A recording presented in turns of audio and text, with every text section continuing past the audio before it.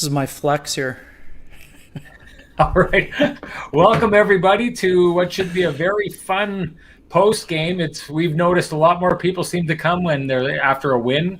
People are a lot more jovial after a win. I got to imagine people are going to be jovial after that game because I take a look at that game, Ken.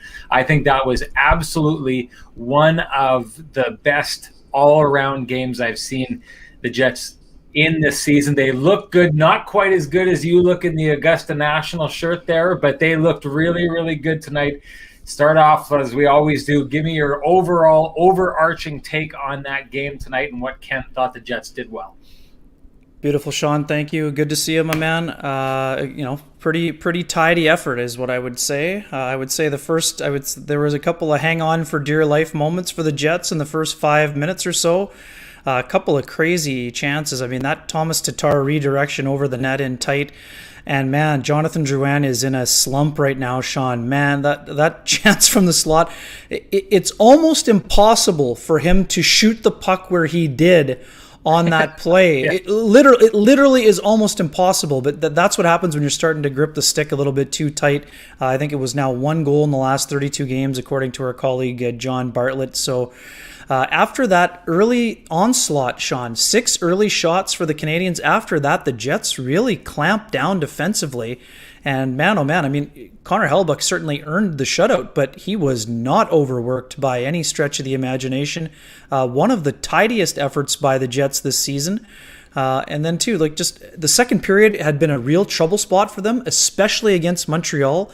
So for me, Sean, the Jets' ability to take that 3-0 lead through the middle frame that had given them so much trouble against a team that stylistically provides so many challenges, I think that just showed once again that the Jets are taking those necessary steps. I know you didn't like the effort the other day. This was quite a considerably better effort by the Jets, no doubt about that.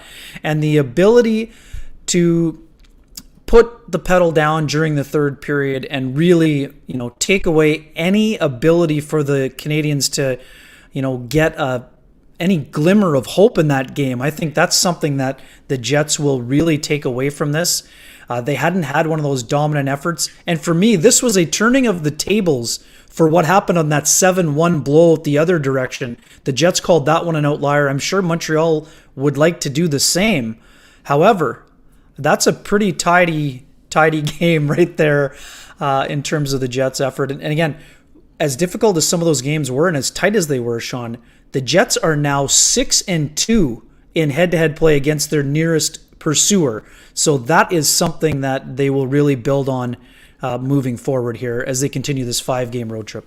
You touched on it, Kenny. I was very vocally down on the Jets after that last game. I feel like I gave it to them a little bit there. I feel like our chat room gave it to me for giving it to them. I still don't like that game. I still don't like how they looked against a Canadian team that I thought was tired and yet somehow seemed to be getting a better effort out of their roster. But this game tonight, I personally believe this was the Jets' best game of the entire season. I thought that this was men against boys out there tonight. Yeah, there was a little bit of a hot start there for the Canadiens. I didn't think it was that dangerous, though. I thought the way that the Jets directed the threats tonight, everything got funneled off to the corners.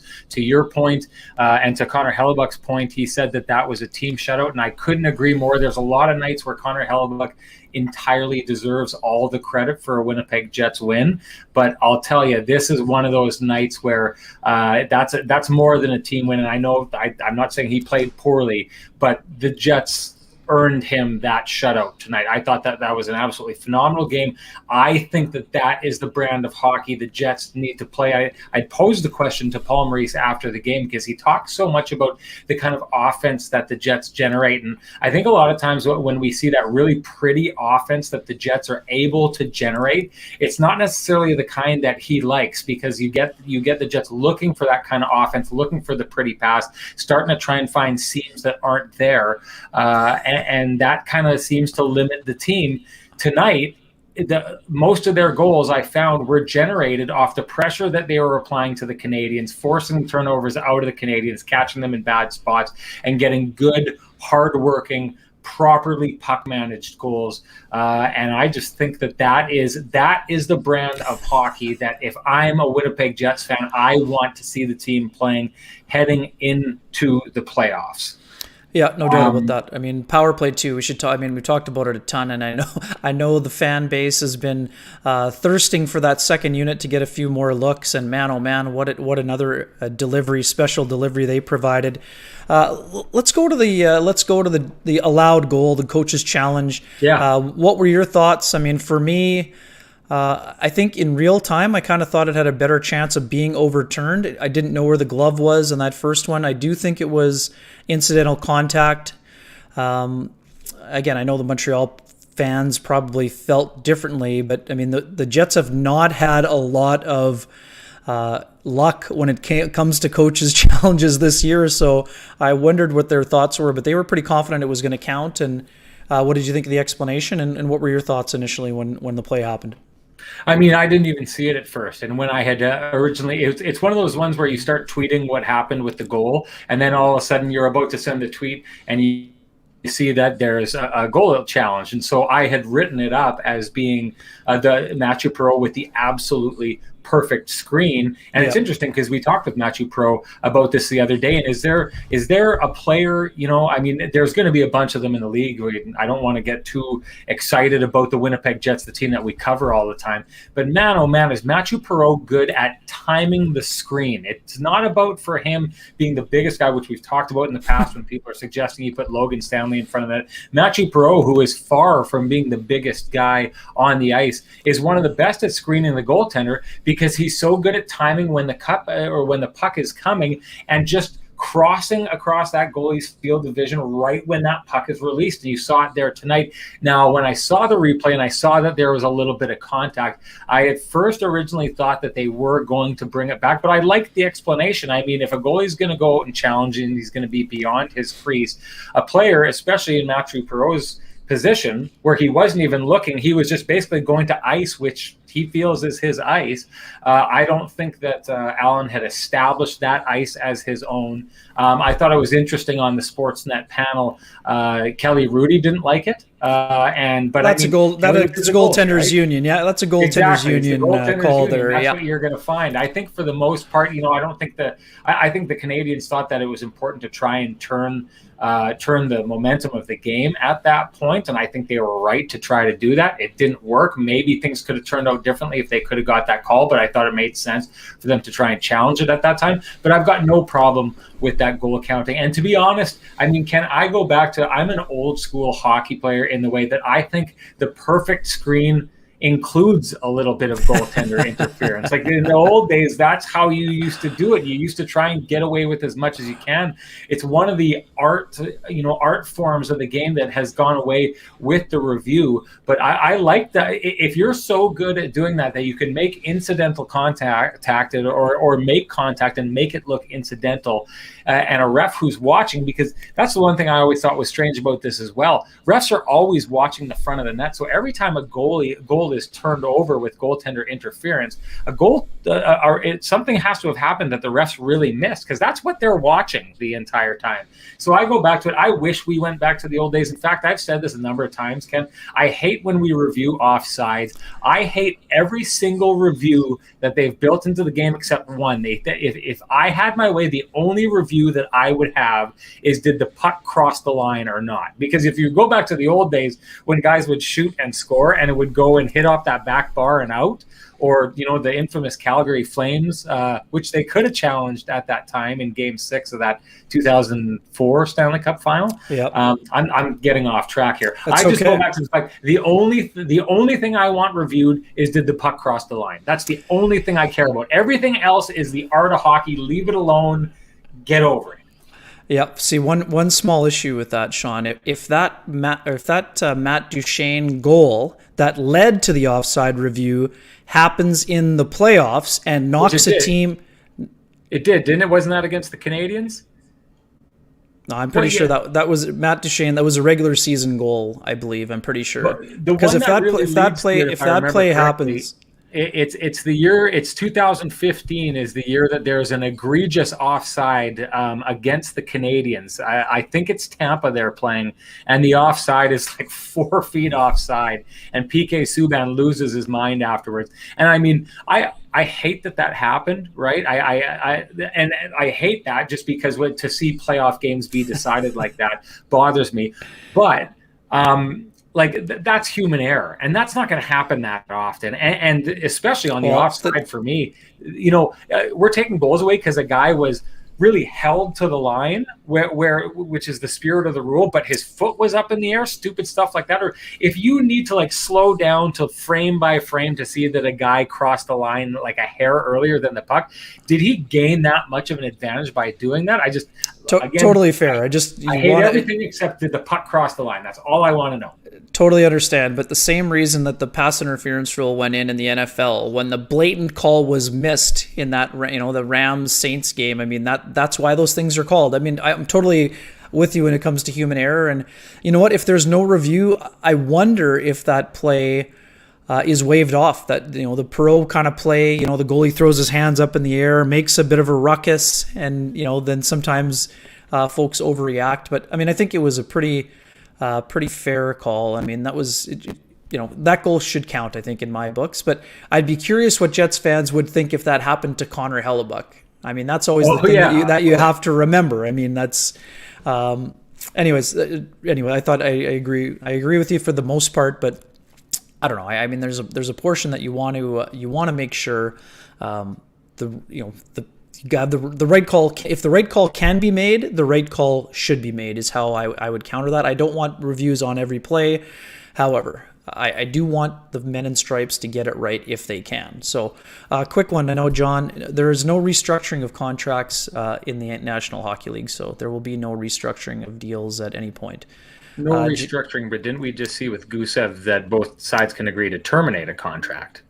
Yes, he was asking about Wheeler specifically. I don't see any. Right. That is not an issue. The issue with Gusev is this, folks, guys and gals. It wasn't fit working out there.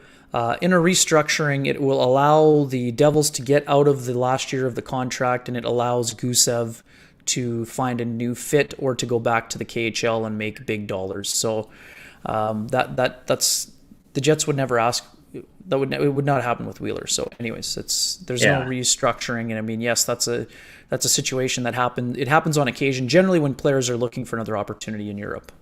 Kenny, I want to go back to your football analogy for a second and talk about getting it right. The one thing I'll say about football is it's become a disaster. The replays that they've had determining things that weren't catches. I mean, you go back to that Dallas Cowboys playoff game years back against the Packers, where Des Bryant catches that ball and takes like a number of steps with it, and they call that I do think that the idea of the review has led to micromanaging a lot of those plays. Yep. And that's the flip side of that coin, right? Okay, you get everything right, but then you start diving into it so deep that again you're starting to take away goals and you create a situation in the NHL where really in a league where you want goals, you're taking them away, especially with the offside rule. You're taking them away for very minute reasons that are fairly ridiculous. So, but we should move on from that.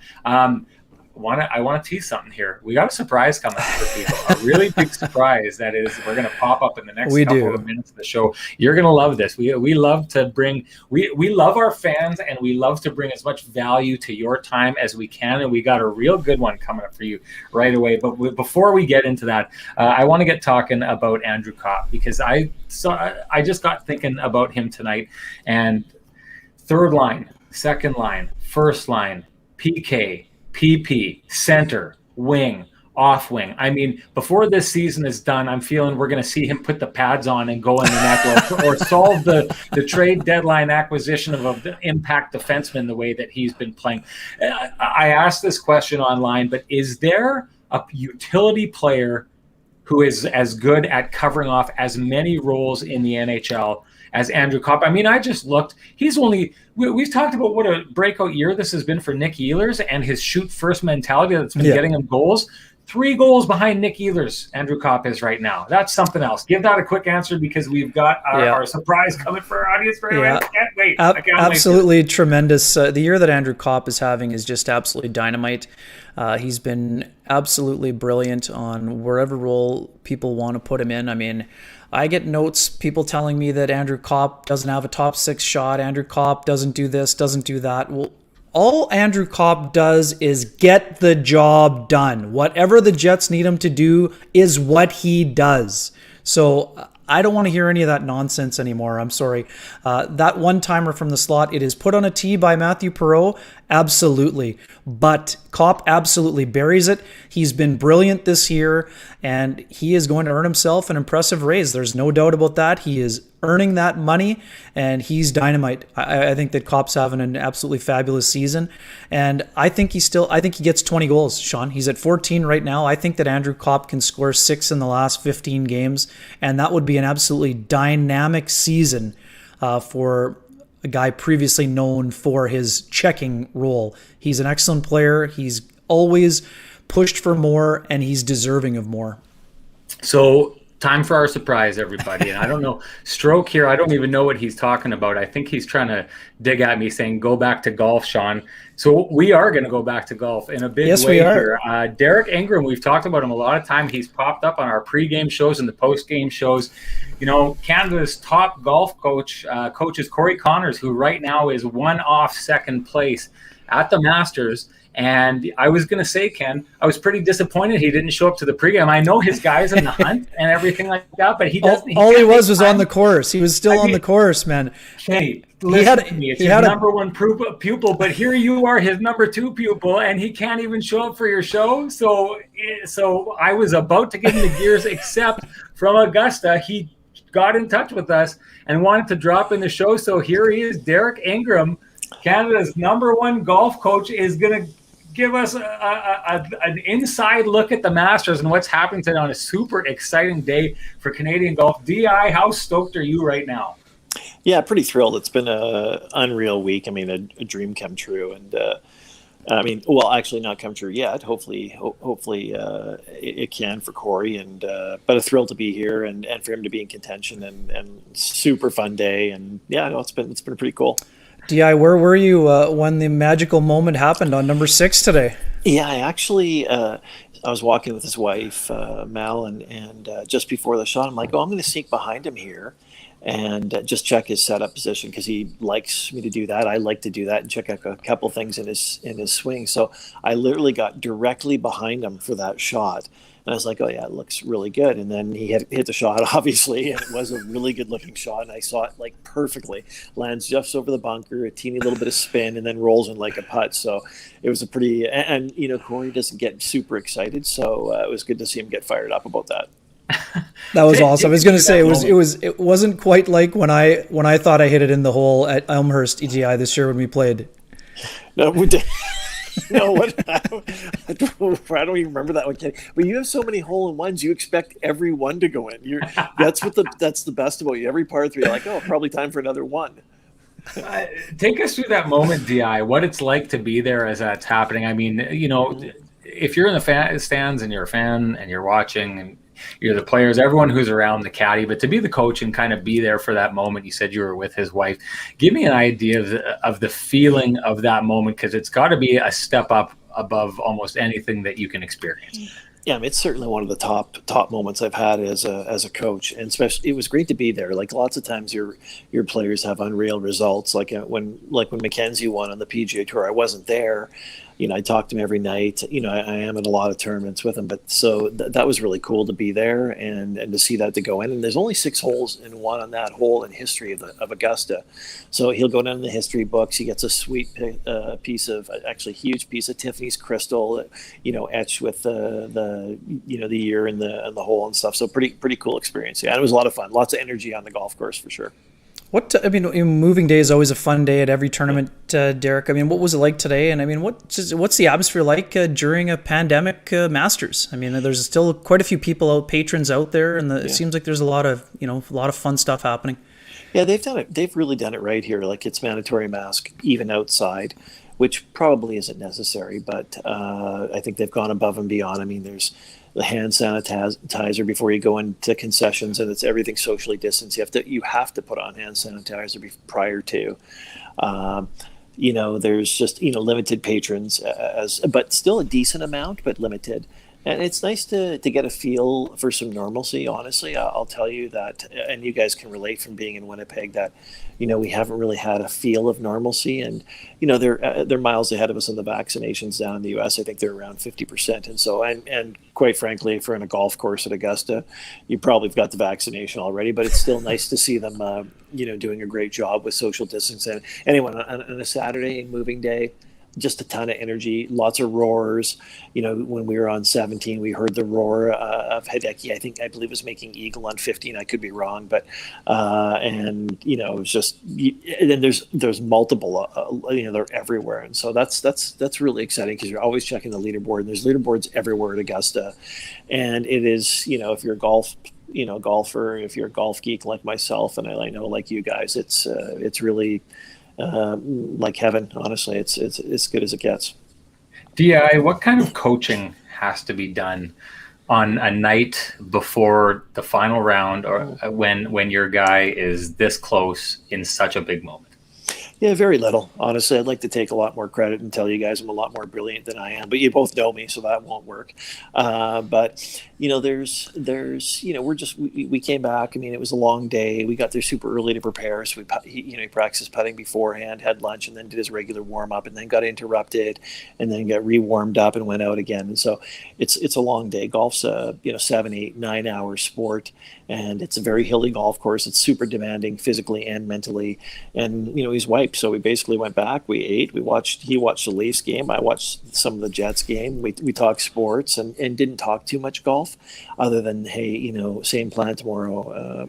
Stick to the plan. Be very patient. And tomorrow we'll do more in the morning. We'll look at the whole locations in the morning, and as we get into our prep. But he knows he doesn't need Derek Ingram. He likes Derek Ingram because he's coached him for a long time, and he knows his game. But and maybe underestimate the value of having a coach here. But it's been a fun week, and hopefully we can finish with another great day tomorrow. I was going to say, just a quick one for our audience here. Yeah. Walk us through what tomorrow morning will be like. We know that Corey's been getting to the range early, but what's the key to his preparation before he gets to that first tee tomorrow? Well, first of all, it started today with recovery, a ton of recovery work. He's got a bunch of a fairly significant system on recovering the body and the mind, and before bed, and then he'll sleep in, but he goes to bed early, so he doesn't sleep in super early. Breakfast pretty casual, having a coffee, doing a crossword puzzle, talking about the whole locations. And then once we get to the golf course, we'll probably get there. I think he's got 2:15 tee time, so maybe a third last or fourth last group.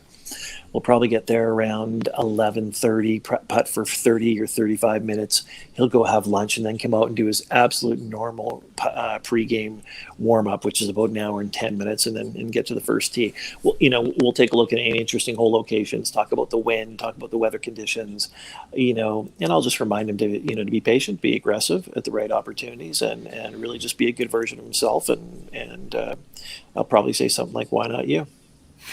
I love it. You know what, DI? I think I'm hearing you say that Corey's a Leafs fan, and we know that you're a hardcore Jets fan because you tune in for us.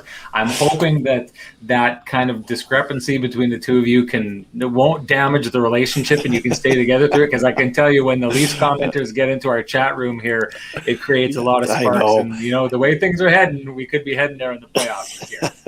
I'll be off the show shortly because all the people he's hanging out with a Leafs fan. But yeah, he loves hockey. We watch hockey virtually every single night. He's got the NHL package, and I found a way to get it for free because I'm a cheap North Ender from Winnipeg, so I can get any game, with a couple of websites with a little bit of tape delay. But anyway, so yeah, it's a good way to take your mind off of golf and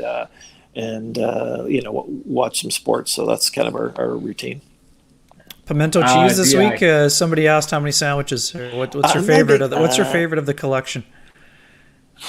I'm an unsweet tea guy. We don't get that in Manitoba, so I love that. I've had about 1 million of those. And then from a food standpoint, they've got this caramel pecan popcorn. Probably had about 20 bags of that. I'm going to have to get on the old Peloton when I get home and just pedal forever. I'm turning into a bit of a unit. What else have I had a few of? All the food is so good. The concessions, as you guys know, they're inexpensive, and not the merchandise tent, the concessions. And so, yeah, no, I've been pounding.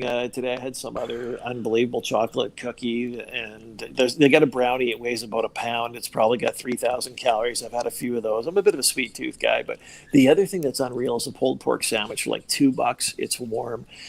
Everything is unreal about the place in terms of the food too. Well, DI, it means a ton, not only that you're here with us today, but that you check in so often. We love seeing you when you're on there, and you've done so much for Ken's game because he used to golf like me, and you've done so much for my game because I used to golf like no one. I was so bad at it. So we appreciate that so much, and we'd love to get out with you this summer if that's possible. If you're not too busy bringing guys to within, a day away from winning major championships. Yeah, we're going to get you, you and Kenny, Renny, we're going to get you hooked up at Elmhurst a couple times this year. Kenny was telling me we got to tidy up your game so you guys can partner and win all your matches this year. So he said you had a little bit of fine-tuning. There was a couple times last year I was seriously concerned about his back from carrying me through a couple of match plays. So, VI, awesome to see you. Best of luck tomorrow. Tremendous. Have fun. We're all going to be rooting. Get some sleep. We're hoping for a really big day for you tomorrow. Thanks for having me on, boys. I love the show. Cheers. Anytime, Cheers, DI. That was awesome. How cool was that? Just a tidy little trip to Augusta. No big deal. Yeah. You ever been there, Ken? I have. I was at the Monday practice round a few years ago when Dustin Johnson hurt his back. I did watch him on the Monday practice round. The Jets had a game in St. Louis on the Tuesday, so I flew up on Sunday. And had a chance to walk around the grounds, but I was very bummed because they had a electrical weather delay like they had here, so I didn't actually get to see all the holes. I didn't get down to Amen Corner, but I walked around with Dustin Johnson, Brooks Koepka, and Gary Woodland, which was just incredible. I mean, you can't bring your phone on the course. It is literally walking around. It's just such a magical place, and I can't wait to get back there. But any golf fans got to go and check it out. It's such a fun event and really, really special place. And that day, it's going to be awesome for Canadiens tomorrow with Corey Connors being in contention. That day, Mackenzie Hughes, Adam Hadwin, and Mike Weir were playing a practice round, and I saw them come up the 13th hole together right before the secondary delays. So it's going to be just a magical moment for golf. So thanks for listening to the golf interlude, folks. But we'll get back on the Jets plan right now. But one last one, Kenny. When you're down there watching those pros take their swings, is you ever tempted to go out and maybe give them a couple of tips and say, from a guy who's had 3 aces in 1 year? No. I would never do that. That is not my style. And I had not even sniffed a hole-in-one by the time that I was at Augusta. I was just blown away by how magical the place was. And the 6th hole was one of the first holes. I watched Bubba Watson hit a tee shot onto that 6th hole. So to see what Corey did today was just such a tremendous thing. I mean, I was pumped when Tommy Fleetwood got his on 16 the other day, I want to say. And then to see Corey Connors get that today was just dynamite. Yeah, awesome shot. Absolutely awesome shot. Let's get back to hockey. We appreciate everyone out there who for sticking with us.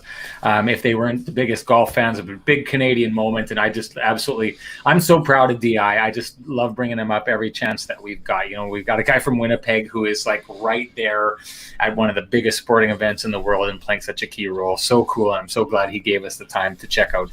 Back to the Jets. I want to talk depth because again, and I go back to this all the time, Kenny, as we are the representatives for Sportsnet in Winnipeg. We represent coast to coast, right across the country. We're the guys who need to let people know about the Jets. And you were banging this drum early. I was on TV banging this drum early about the Jets being the deepest team in Canada. And I know that there was a lot of people who took exception to me saying that earlier on. A lot of people suggesting, no, it's the Toronto Maple Leafs. But even I was surprised, as many Leafs boosters as there are out there, a lot of teams or a lot of people it's telling me that it was the Montreal Canadiens who were the deepest team in Canada right across their roster.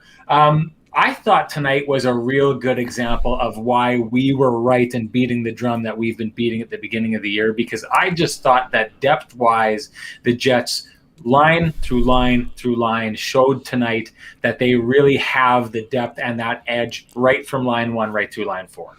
Yeah, I'm with you, Sean. There's just one quick thing. I mean, Montreal has a lot of depth in terms of who they can put into the lineup. You've got Michael Frolik, who can't even get into the lineup right now. At the start of the year, Corey Perry was on the taxi squad and not playing first line minutes or top 6 minutes. Without Ben Sherratt, I mean, their defense core has been wobbling a little bit. They made a change on the back end, taking Mete out because he couldn't handle Trevor Lewis on that goal the other night on Thursday. And again, the backup goalie's playing. Again, Jake Allen's one of the better backup goalies in the NHL, but, he's not Carey Price when Carey Price is on, his game at the top of his game. But you're right. I mean, here's the other difference. I mean, Nick Suzuki and Jesperi Kotkaniemi now moving to the wing, but these are young players. So they're at the Jets in 2015, where Mark Scheifele was learning what it was like to go up against Ryan Getzlaf and Ryan Kessler in that playoff series. They're extremely talented, but they're not at that fully developed, fully formed stage yet. So it's tough for the Montreal Canadiens to compete with the high-end skill level that the Jets have with a, complete Nikolai Ehlers and a Mark Scheifele who's, now 27 years old. So I think that that's something that we need to consider, but again, nobody's feeling sorry for the Canadiens around the league, and no one says, "Hey, in a while you'll figure it out." I mean, these guys are good players already, but they need to grow and get that experience and that sort of tread on the tires, if you will. But for sure, I mean, this is another night where, I mean, the Jets' top 6 wasn't, I don't think, always rolling at the same time again, but they got enough, and their special teams came through, and I mean, it was just a solid effort. I think maybe Blake at the Lake was probably kidding and trying to give me a little poke there about the Pierre-Luc Dubois train. I mean, again, I'm not gonna fall for it this time. But again, I think the Jets did a great job, special teams, and then 5-on-5 they were very solid and really did a good job of limiting what they gave up, which is something too during this 3-game winning streak. That's been something that we've seen a lot of, with the exception of, I would say, 2 periods, maybe the third against Ottawa and that second period the other night against Montreal, where the Jets were, very flat. They've been pretty good defensively during that stretch. And Sean, like you said, this is very close to the template they would like to employ.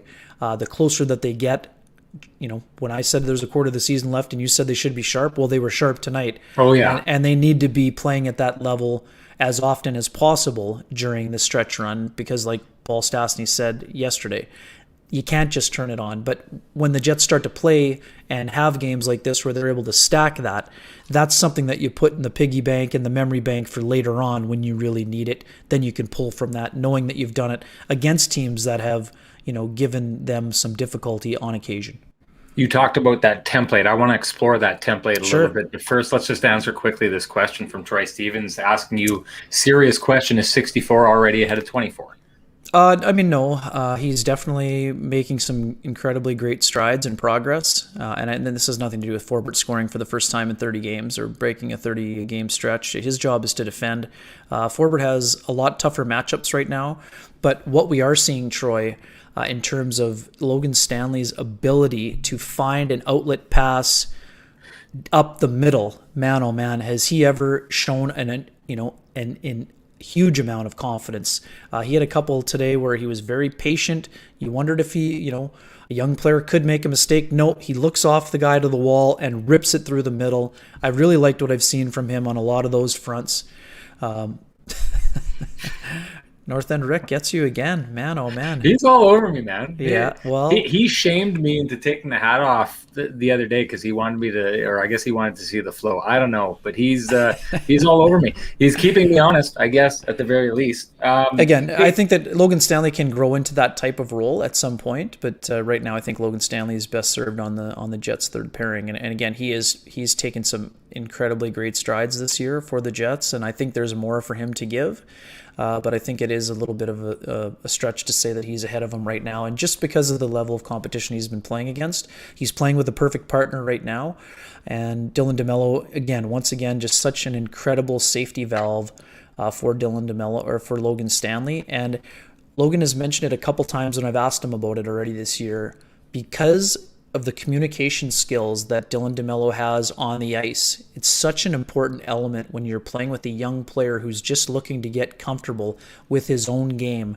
DeMello's ability to A, be in the right position as that safety valve, and B, to be communicative and let him know what outlets and options are available to him or where the pressure is coming from.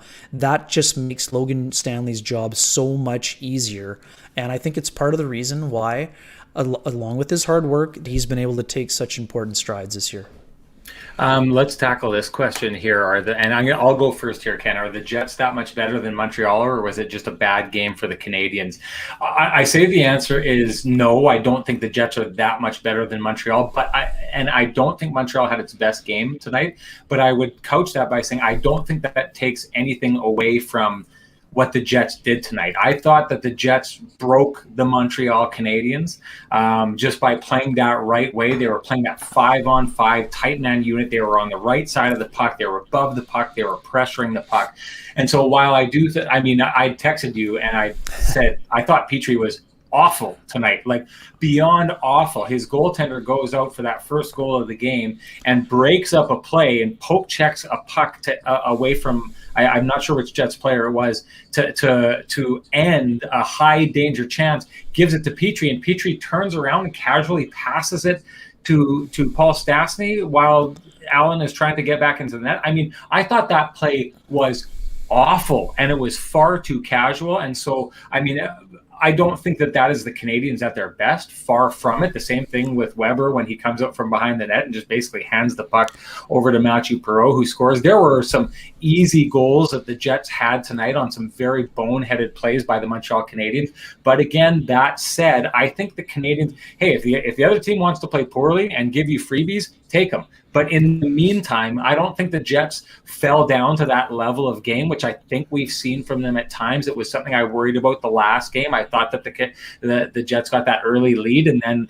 I thought the Canadiens were tired, and the Jets kind of took the rest of that game off. I thought tonight the Jets played the way that they should have been playing and were supposed to play that entire time. So I think, yeah, they got a couple freebies, but I think they also earned almost everything they had. They were faster. They were more engaged. They had more intensity than the Montreal Canadiens at every single turn. I think that's the kind of game that potentially plants a seed in the head of your opponent. I think that without a game like that, if the Montreal Canadiens and Jets end up seeing themselves in the playoffs, I think that the Canadiens go in feeling pretty good about themselves. I think after a game like that, the Montreal Canadiens walk away and there's a seed planted that this is the kind of team that can do some pretty dangerous things to us. This is a goalie that won't let us score. We don't get any easy goals on if we make mistakes. They pounce on it and it's back in our net. I think that is a big win. And to your point, I think you brought up earlier, I think that entirely erases that 7-1 loss they had to the Montreal Canadiens and any idea that there's this ability by the Montreal to turn it on and leave the Jets in the dust. If anything, it looks the other way. Yeah, no, I mean, for sure. I mean, I would also, again, a subtle reminder, Brendan Gallagher is sort of the heartbeat of that Montreal Canadiens team. They look a lot different without him. They miss him. Injuries are part of the game. We know that. The Jets are without Blake Wheeler, their captain, as well. But yes, I think right now, that this is something the Jets will feel really good about. They definitely are planting some seeds of doubt. But again, Montreal will look back and say, hey, this is the way that they played against the Jets in that 7-1 game. But again, I do think that the Jets are starting to establish some of that separation. Sean, you're right. I mean, that's the thing for them that is important. I mean, they haven't done it against the Oilers. They will get another chance to do so. I mean, yes, there were lots of turnovers that you don't expect. Petrie's was bad. I think even Weber kind of flubbed that one on the, that's true. It was a bad turnover. That is an incredible play. If you looked at the slow motion replay, Mathieu Perreault in one motion Oh yeah. Absolutely one times a puck that still hadn't fully gone flat and absolutely roofs it. I mean, that's just an exceptional play. Matthew Perreault, again, absolutely awesome in this game. Creating chaos on the forecheck. He's done a great job on that line as Andrew Copp has moved up. Matthew Perreault deserves great credit. And also, too, I know some folks have been mentioning Jansen Harkins. You have to love what you've seen from Jansen Harkins. Oh, yeah. I don't think some people realize how difficult it would be to not play since February 19th and try to jump back into the NHL lineup late in the year in the final quarter of the season. I think he did a great job of staying ready. Had a great scoring chance early. The offense hasn't been there the way that we saw it last year, but he's very responsible defensively. He's very smart, and he's doing an excellent job in what he's been asked to do. And again, we talked about this on our hit. I mean, it's important for the Jets to get Jansen Harkins to that 53-game threshold. I think he needs 10 more games in the final 15 or so in order to qualify, as a player that the Jets, could expose in the expansion draft. And again, they wouldn't be thrilled to lose him if that was the player that Seattle took. But again, it's just another item on the to-do list for the Jets that they would like to get taken care of. Kenny, I love this question here from Paul Adet. Who is the better prospect at this point, Perfetti or Caulfield? Well, hey, I mean, Cole Caulfield is a little bit more advanced in terms of his age. I mean, he just won the Hobey Baker Trophy. So, I mean, again, I understand where folks are coming from. He's a dynamic goal scorer. Perfetti is a really solid prospect for sure. He's giving the Jets some, center or wing depth. He's got versatility.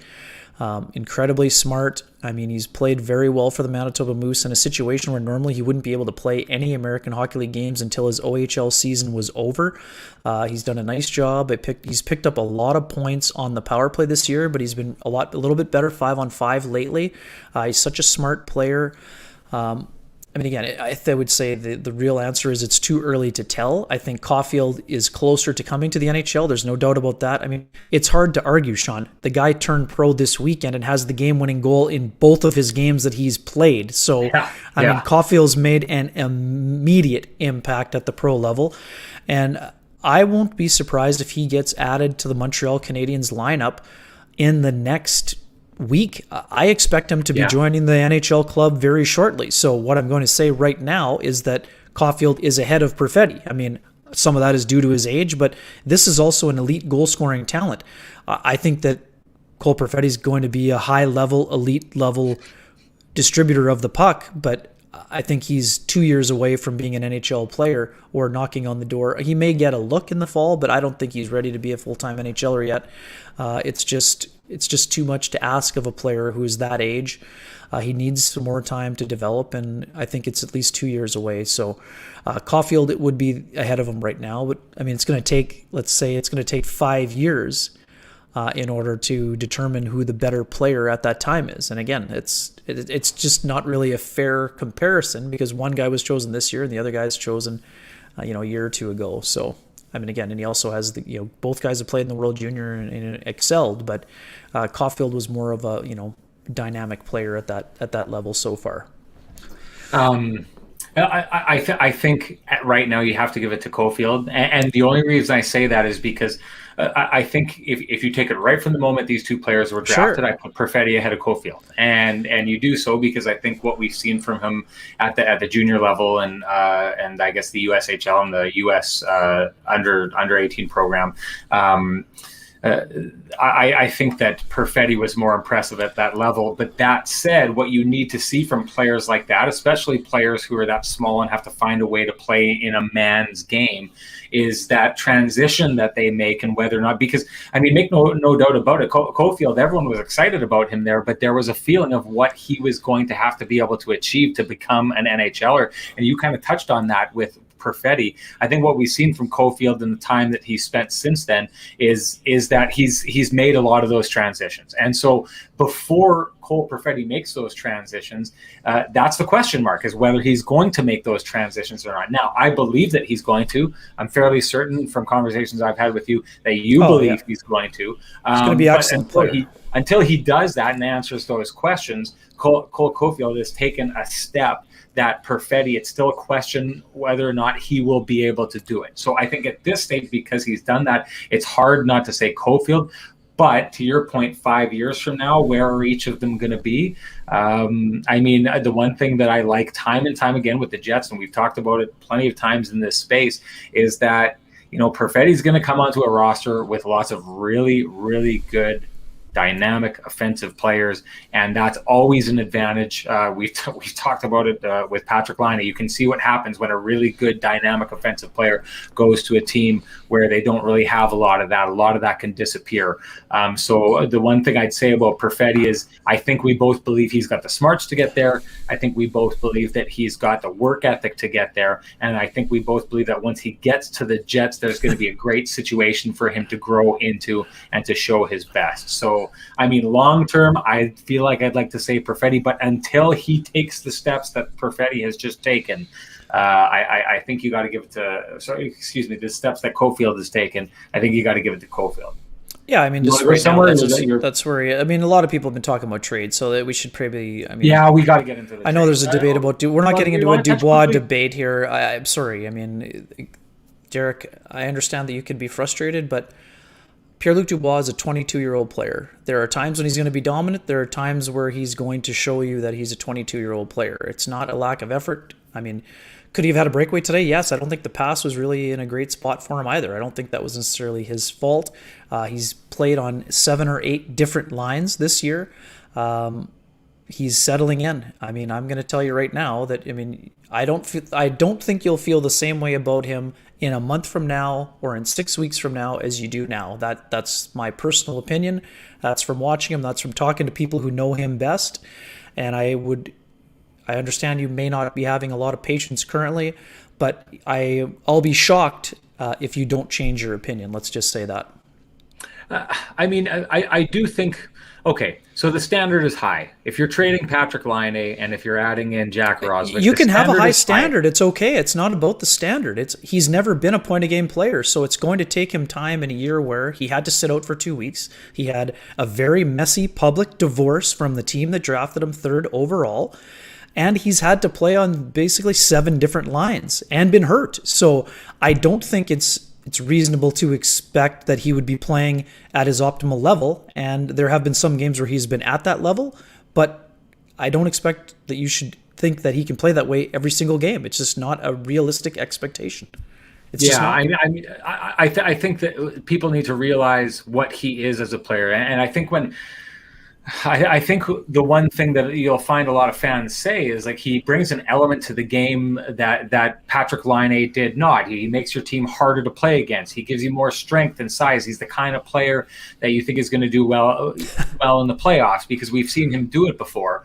I just think that there's too many people who, when they see those flashes of offense from him that we've seen, that people are thinking, okay, here we go. Now it's coming, and now he's going to be the guy. And what's the comparison you constantly see made on Twitter time and time again? Jets won the trade because his points per game right now is that above Patrick Laine. That's the argument that's constantly made. But that's not what the Jets were looking for. They weren't looking for a replacement. And you've made this point great before. They weren't looking for a replacement for Patrick Laine's points. There's a lot of guys on this team who can replace Patrick Laine's points. They were looking for a guy to fill that second line center hole that the team has been trying to address for years and make this a difficult team to play against. So while he's doing that, there's a good chance he's not going to be the point per game player while he's doing that. And I think that to your point, it's the expectations of what people want from this player, what they expect him to be. I just don't think it's fair to expect him to be that guy that he's.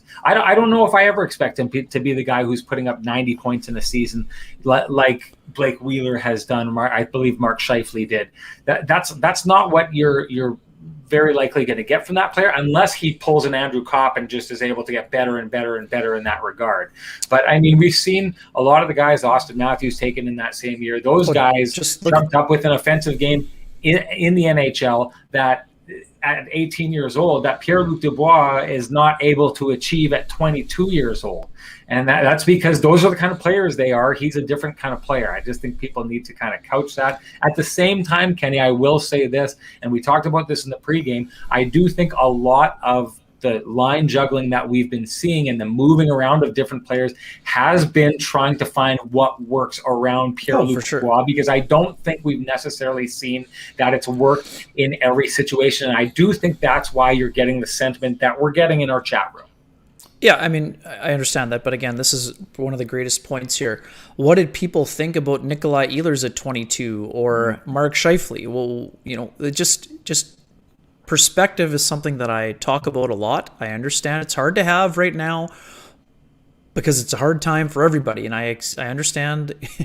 Back to the Pascal Vincent quote from the Boys with the Legal Curve, the Amazon effect. People want to order it. They want it to arrive as a finished product at their door the next day. So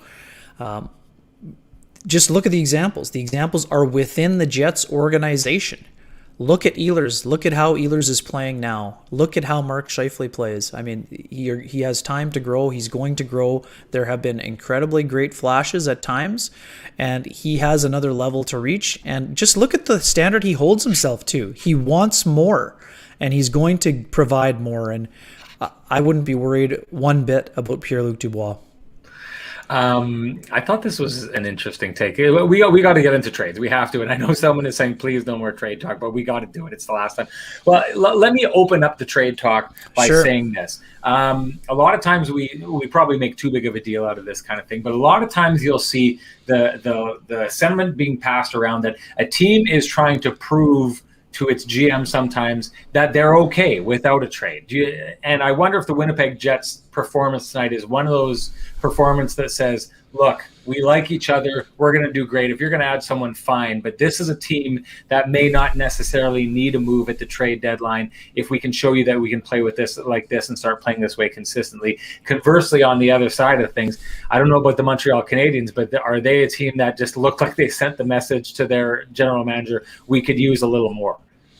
Yeah, it's interesting, Sean. I mean, today was an interesting day on the trade deadline department, let's just say. David Savard, a guy that, I mean, yes, the Jets had some interest in, but as you and I have talked about a lot in the last little bit, I think that the Jets, if they're going to move a premium asset, if they're going to move a first-round draft pick and maybe a prospect, they want a player with term on the back end. So if the right deal is out there, Kevin Cheveldayoff has shown time and time again he will not be worried to throw in or to spend money, prospects, assets on getting a player he believes that they could help the Winnipeg Jets. Do I think that the Jets should have traded a first and a third round draft pick for David Savard? No, I don't. I think that David Savard would have been a capable player for the Winnipeg Jets. I think that is too high a price to pay, personally, for a player who, I mean, yes, he might be more than a rental if the Jets could try to sign him, but I think that if they're going to spend that kind of asset capital, they need to get a guy with term, and they need a guy that can be an obvious upgrade in the top four. We have mixed reviews in terms of Poolman's place. We know Tucker, I think he's improving since he's come back from COVID. I would agree, Zach. I've been pretty staunch in that opinion. Yes, I said the Jets have to be open to Sandberg if they're getting a premium player, but I would say they would have to be blown away in order for that to happen. Again, let's see. And again, I don't blame Tampa. If I was Julian Brisebois, I would have absolutely no problem trading a first and a third for David Savard. But I think the Tampa Bay Lightning, as the championship team, the defending champion, and a team that feels as though they can go out and get another Stanley Cup, should they have spent that asset capital? Absolutely. And again, I'm not saying that the Jets couldn't somehow beat Tampa if they got to the Final Four, but right now Tampa would be viewed as the favorite in that kind of a head-to-head matchup. Well, so Tampa's just in the space where they have to do that. They got to go for it. They won the Cup. They had all those years where they were close and didn't get there. So you can't be at the top of the mountain now, right, and make it look like you're not trying to stay there. Totally. So, and again, it's a good fit for them for sure. it's got to be a clear upgrade. So, I mean, we've talked to, I still expect the Jets are going to make a move. I think at minimum they're going to get a depth defenseman, someone that can step in, someone that is an insurance policy with Nathan Beaulieu gone for the season. Again, we've still said it. It's possible that Ville Heinola will still have a chance to end up with the Jets. I mean, is he going to be full-time? I'm not saying that, but I think he could definitely find a way into the lineup at some point. Josh Smith, I don't think Zadorov is in play. I think it's possible that Connor Murphy is the guy we talked about in the pregame show. I think he is a guy I think I could see popping into that top four. I don't know what the asking price is in Chicago. We know Chicago is in a playoff push as well. He's the guy, to me, that seems like a little bit closer to that Paul Stastny under-the-radar type. I've talked about Josh Manson a lot. Jamie Alexiak's been brought up. I don't see Jamie Alexiak being available. I don't think Dallas is going to move him. I don't think Alex Goligoski, I mean, he's a solid, dependable puck mover. Ryan Murray, I mean, if he's healthy, he's had a very good year in New Jersey. But that's actually one that's interested me. Yeah, the Ryan for sure. Murray suggestion. He's been very good. I think he would. He's a guy that has some pedigree. If he stays healthy, he would be very good. He's a good insurance policy. He would probably, he's a guy. If something were to happen to a left shot defenseman in the top four, Ryan Murray could play those minutes. Mike Riley, I've mentioned, is a good puck mover. But again, Logan Stanley's making some great strides. So I think it's possible that it would be more of a depth guy in that role. On the right side, Neil Pionk's not going anywhere, neither is Dylan DeMello, and we know that Paul Maurice likes what Tucker Pullman is bringing to the table. So is it a necessity? No. I still think that the Jets take a swing. Like, back to your original question about what kind of things does this mean for the Jets in terms of the message they're sending. They're sending the message that they're a good team, but they could certainly be helped with the trade. I mean, I think that the players have said it this week. You know what we expect them to say. Mark Scheifele said it. The Jets play some fun hockey. I think a lot of people would enjoy that style of game. Would be open to playing in Winnipeg if there's a trade that comes. And yeah, I mean, let's just see what happens. I think it's going to be fun. 36 hours or whatever it ends up being. I don't see Mark Giordano as a fit in that top four personally. He's had a great career, and I don't think Calgary's going to move him, but I think the Jets are looking for a younger defenseman with some experience, but who has term. So, I mean, guys we talked about, for me, guys like Manson, Connor Murphy would be people that would be on the radar. But again, Manson has that limited no movement clause, and we're not sure if he's been asked to move it or. I mean, we expect that the Jets are on that list, but I mean, again, most Canadian teams are. That also doesn't mean that he wouldn't be open, but he does have a young family. He had a child with his wife during COVID, so he has a young family. We know his father, Dave, the former Jet, is coaching in Bakersfield with the American League affiliate of the Edmonton Oilers, so he has strong family ties and strong ties to California. So we don't know if Manson would be open to that or if that would be a situation that is appealing to him. But what we do know is that the Jets have found under-the-radar players at the deadline before. They're hard to identify, which is why they're under the radar, Sean, right? I mean, I've been scouring the lists as closely as I can. I'm making calls, texting people that we know around the industry. But that's the thing about being a good GM. You try to keep your keep your business underground, and the Jets have done a very good job of that over the years. So we look elsewhere for information, and sometimes we find it, and sometimes we're left kind of searching for it. So we will continue to search for it as best we can leading into Monday. I do think deals will be made. I think the Jets are in on at least one defenseman. And I also, even though the Jets have, some very good young forwards, I wouldn't be surprised if there was a experienced forward, a depth type of forward, in the mix as well on Monday, depending on the prices. That's the other thing. The price for Savard was high. The price for Montour was pretty reasonable. Yes, he's not the same kind of player, and he's not the same kind of impact player, but he's a mobile puck mover who should help Florida to a degree. He's not going to be Aaron Ekblad. He's not going to be asked to try to be Aaron Ekblad, but his puck, his mobility and puck moving ability are things that should help there. And I can't help but think, Sean, that the Florida Panthers are one of the teams that is still in on Taylor Hall. I think that they've got Bill Zito wants to make a big splash. We thought it would come on defense, but he also has to try to convince Alexander Barkov to stick around long term. I believe he has one more year after this deal.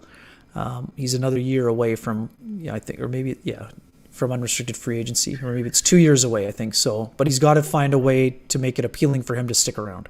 We've been hearing about the Islanders with Taylor Hall, and I'll be honest, there's not a team to me that makes more sense than them for a couple of reasons. One, they need the dynamic scorer that he potentially could be, and they've got a guy like Matt Barzal who's absolutely magic and is just waiting to have a trigger man and a scorer on his wing that he can make come alive. But beyond that, if it's an experiment, and you got to assume that it's going to be by this stage with how long he's been kind of lost in the woods. I mean, Jersey has that one great year, but then follows it up with not a great year, and then all of a sudden he's off to Arizona and not much happens there, and then he goes to Buffalo and it's been an absolute disaster. It's going to be an experiment, and I wonder if the Florida Panthers are a team that is, they're doing great, they look great, but with all we've seen them come through, and especially with a guy like Aaron Ekblad, who would have been one of their strongest characters in that room with him out, is that room strong enough to handle the potential failure of that experiment if he comes in and it doesn't work out and he's not able to recapture that magic, especially with the offensive guys that they have in that room? Whereas I think New York is that team where, you know what, if he's not able to come in and provide the offensive spark that you're hoping you can rekindle in him, well, they'll just continue on doing what they do best, and that's playing really solid shutdown hockey, and they've got the guys to do it, and they can kind of remove him if that doesn't work. And it's funny because we keep hearing that they really made a push, almost got there, didn't quite get there, when picked up Travis Zajac and Paul Mary to try and spell that off, but that they're still in on it. I just don't know how they possibly, and I mean, I guess we saw from the Tampa Bay Lightning today that there's ways to manipulate that salary cap magic, but I don't know how you fit that big of a hit from Taylor Hall into that Islanders lineup. Well, you got to get a 50% retention, right? So, I mean, Buffalo is trying to clear the entire contract if they can, but I mean, that's why they're holding out. I mean, lots of teams are asking them to retain salary. So I think that's why Kevin Adams is trying to, dig in as much as he can in terms of getting a first-round draft pick in terms of return for Taylor Hall if he has to eat half the salary. Again, that's going to be a challenge. I mean, I'm not saying it's impossible. We know it's a challenge. But I think that's why someone's going to blink, Sean. I mean, Taylor Hall staying in Buffalo doesn't make any sense to Buffalo. They need to compile as many assets and get as many lottery tickets in the draft as they can get. So, again, if he finds a way to, if he wants to stick around longer term, sure, but it's not going to be at $8 million. I mean, we don't forget. It's not hard to remember what the last long-term deal that the Buffalo Sabres signed how that's turned out with Jeff Skinner after an amazing season.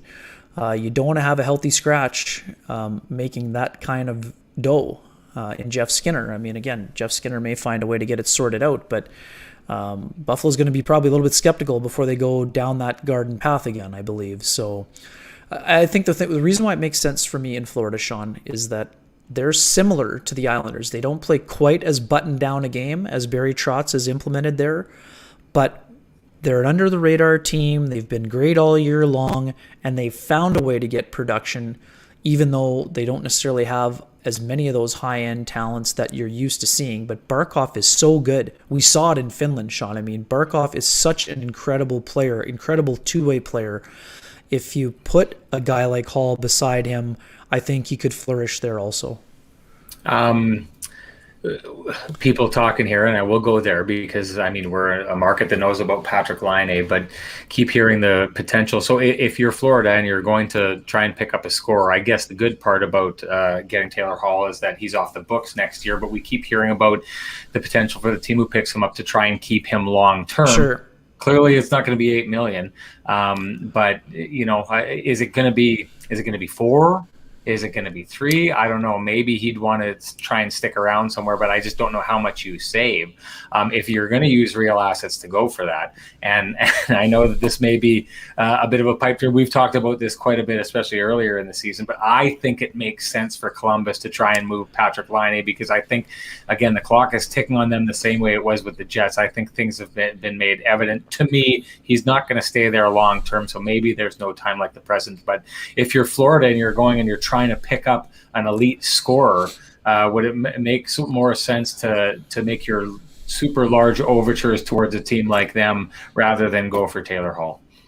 Yeah, I mean, who again is a risk. Patrik Laine would be a great fit there, but here's the problem: is that, you know, as much as Barkov and Laine would like to play together, if they both want to cash in, then they're either going to both have to take less in order to play together, or, I mean, you're going to have to end up somewhere where you have a team that's willing to pay both of them premium dollars, which right now in a flat cap world and given Laine's production, I'm not, again, you know how I feel about Patrik Laine, his game, and where he can take it.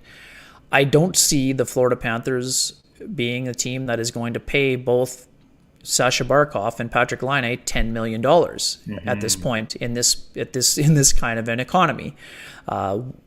Is it possible that they would like to go out and get him? Yes, but who are you going to give up to get him? I mean, Ekblad is out. Who are you? I just don't see them having the assets to try to even make a swing like that. And I still am staunch in my belief that it's way more likely Jarmo Kekalainen is safe, I think, in Columbus based on what I've heard from people who know the situation.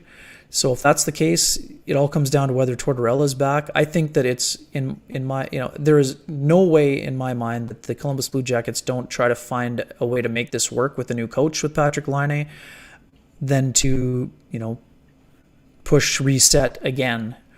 After giving up the only top line center that the organization has, I would be shocked if they gave up a first-line right winger, even though he has struggled in terms of his offensive production there. I believe he did score a goal tonight, but you know what is there. You know what you invested in. I do not see any scenario where Jarmo Kekalainen trades Pierre-Luc Dubois and Patrik Laine in the same 6-month span. I just don't. I don't think he should, and I don't think he will. So I think you're right. I think you're entirely right, and that makes sense. And you're a journalist, so you should be making sense and telling the truth as it exists.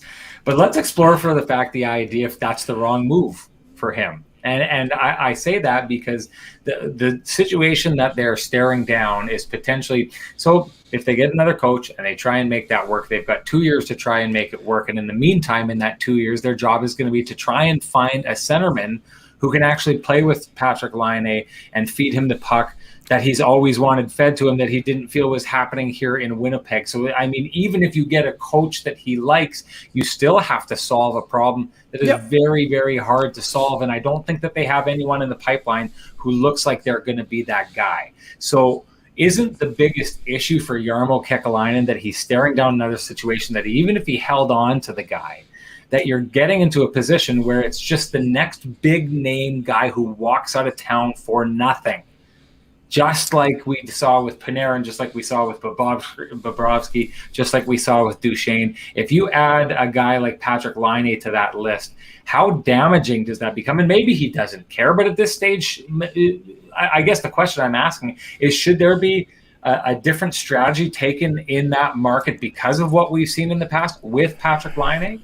I think it's the opposite, Sean. You got Laine to build around, so his job is to find that centerman in the off season and go out and get that person to play with him, show him the commitment, and go from there. I mean, I think it's that simple for me. I totally understand where you're coming from, but there's still time to get that sorted out, and I would say that is obviously a top priority for the Columbus Blue Jackets. And if they can't, then they will have some issues. There's no doubt about that. Kenny, last call issues on anything that you want to touch on? No, I mean, this has been a lot of fun again. Hayden Fleury is an interesting player. I don't think he's a top 4 guy right now. He may grow into one at some point. Carolina has depth on defense. I don't know that there's a fit there in terms of a potential trade, but I mean, what would you need to move at this stage of the season to do that? right? I mean, that's a team that's in the playoffs. So Right. what would they want from the Jets? I mean, that's the question. What would they want from the Jets to send a useful player down the road in the middle of? Yeah, I mean, hey, there's another one of the teams that is very much believes in that market that they're a contender for the Stanley Cup. Yeah, no, I mean, again, they're looking for things to add. I mean, but again, it's a good team. Like, they're not in any danger to move these guys either. So I think that Fleury falls into that category of, this expansion issue protection. So they might try to move it, but I don't see that happening. I think they would be looking for someone currently to help their roster, and the Jets are looking for trading futures. So I don't see there being a fit with those two teams. And again, I think they're looking for more of an impact player than Hayden Fleury is right now, at least at this stage of his career. Want to thank everyone for joining us. It's, as always, we just have so much fun joining everybody here. Over 300 people Awesome. At one point checking in with us here tonight after 10:30. I mean, we know we've got a passionate audience because at 2 o'clock in the morning, we put up numbers like this. Sometimes it always blows us away, but just want to thank everyone for joining us. And we want to remind you that we do these after every post game. Come join us on Instagram before the pre-games. If you haven't checked out our long form podcast from this past week, episode 7 of the Kenny and Renny Show, you should really go do so. Emily Kaplan from ESPN and Cassie Campbell Pascal were absolutely phenomenal on the show. You can check that out on our YouTube page, which is probably the best place to go check out all the stuff that we do. Subscribe while you're there. If you're there right now and you haven't subscribed, what are you waiting for? Get there and do that, because the next time you see us is probably going to be trade deadline day, Kenny. We don't know exactly what it's going to look like. It's going to be a little bit of a fly-by-night thing, but what we're going to be doing is we're going to be at the arena ready to do all our TV stuff and Ken's writing for the trade deadline, but we wanted to hop on here in this space so that if you have any questions as it's breaking down, or if the Jets do something and we want to break it down in the moment, this is where it's going to be happening. So we'd love for you to come join us. Just join us. Come on down. Come see what we got to do. Keep an eye out for us that day, because we're going to be popping up live here, there, and everywhere to try and give you some value, because you've given us a lot of value in all the questions that you bring with us and the time that you spend with us and invest in us. And we really appreciate it. Want to thank you for it. Hope you enjoy the rest of your weekend. Hope you enjoyed the night and the big Jets win. We will see you Monday.